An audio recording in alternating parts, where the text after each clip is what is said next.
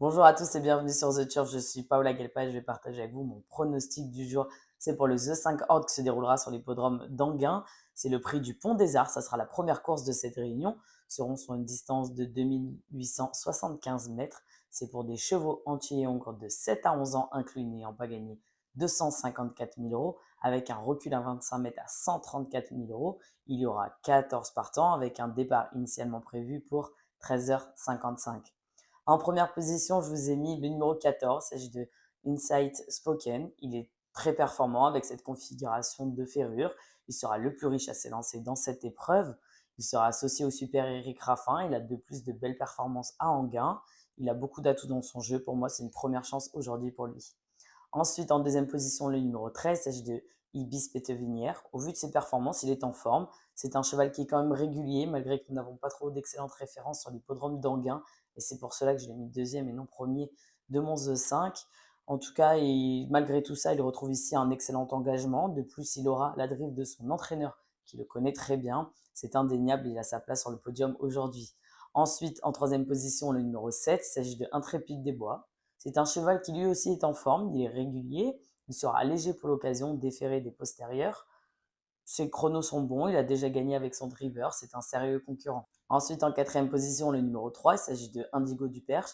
Il retrouve ici un engagement pas très évident, mais il est en grande forme, ce qui est très important. Il est confirmé à Anguin et confirmé avec son pilote Franck Ouvry. Il a l'habitude de courir régulièrement, donc il est prêt. C'est un concurrent qui, si tout se passe bien, on devrait le voir figurer dans notre The 5 ordre du jour.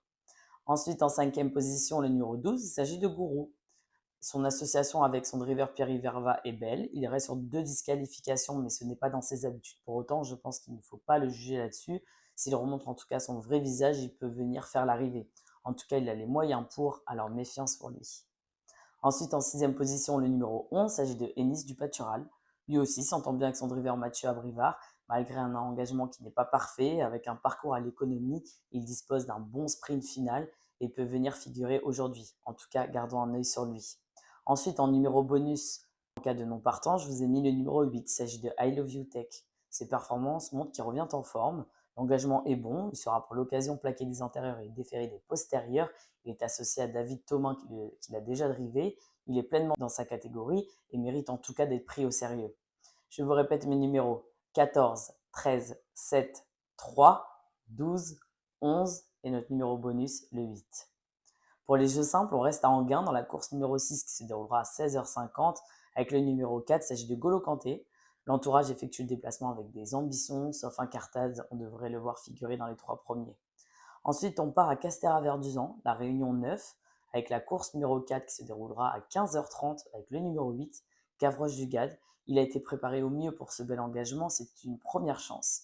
Demain, vous retrouverez Simon pour le The 5 Horde de Hauteuil. Quant à nous, on se retrouve mercredi 8 octobre, encore pour Anguin. N'oubliez pas de vous abonner à la chaîne The Turf en activant la cloche pour ne rien louper. N'oubliez pas aussi les mentions légales et le jeu responsable qui s'afficheront sur votre écran. Et quant à moi, je n'ai plus qu'à vous souhaiter à tous bonne chance.